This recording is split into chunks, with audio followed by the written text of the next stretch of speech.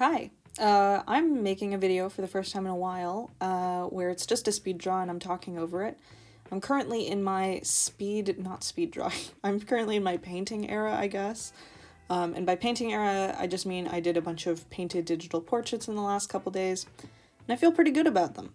This one is a redraw of a piece I've done multiple times since I was 13. I first painted it the day before I started the ninth grade. For context, I'm currently in third year, well, technically my fourth year, but third year of my program in university. So it's been a while. It's been several years.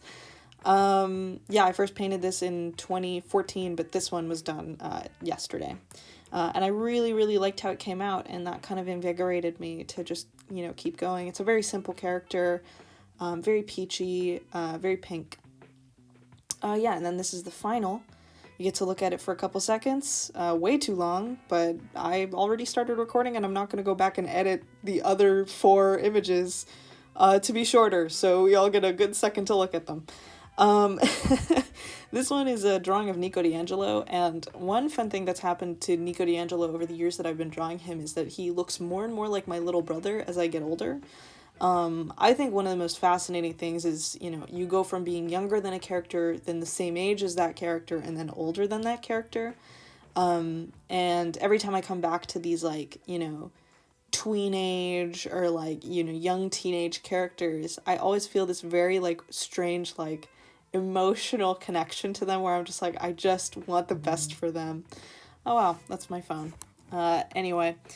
I really love Nico. I love him a lot. I'm really happy with how this painting came out as well. When I look at him, I'm just like, oh, it's my little guy. And yeah, I really like him. I like how fluffy his hair kind of came out. And it really didn't take much to do that. What you just saw was a little bit of the liquify tool, which is a beautiful tool. So one other thing is that I couldn't decide on the colors.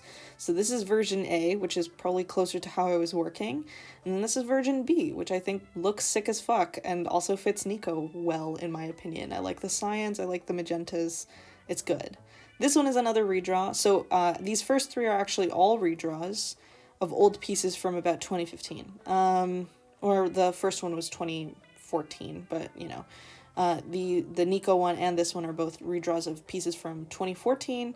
If you're curious what they look like, you can just check my Instagram, and then I posted the originals alongside pretty much all of these. But I really like how this came out. Pink is shockingly kind of a difficult color to work with if you plan on color correcting, which I usually do, because pink reacts extremely strongly to when you color correct.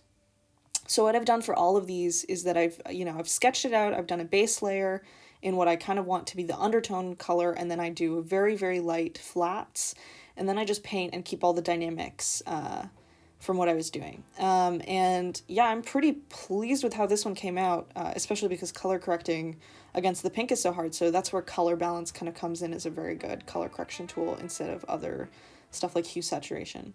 Then we get into 2 fan art pieces. Obviously, the Nico one was also fan art, but these ones are connected, I guess, technically. Mikotoba and Holmes from Daigyokuten Saiban.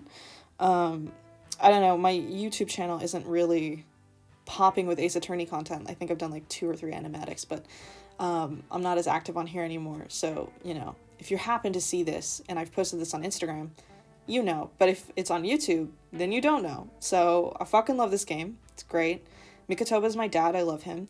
This one was difficult because with the orange undertone and then his already kind of cooler undertone skin, it looked very waxy and shiny. So one thing you'll see in a second, or maybe it's already happened, is that I desaturate the drawing quite heavily before continuing to paint. And a desaturated drawing, in the same way that when you take a raw photograph, has a lot of when you watch a Marvel movie and it's pretty desaturated, it's because I think a lot of the times they're not actually doing that much in post-production for the colors and stuff. And that's strange to me because desaturated stuff actually takes color correction and grading really well. So that's also, I used to saturate drawings before I did that so I could get a better idea, but no, now I desaturate them by maybe 10 to 20% before I do anything.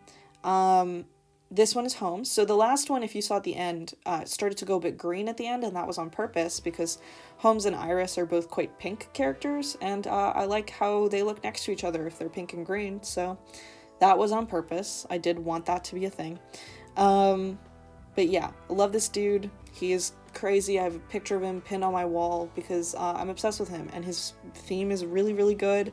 If I'm, feeling it, maybe I'll put them in the background of this video or something, because man, the music from this game fucks.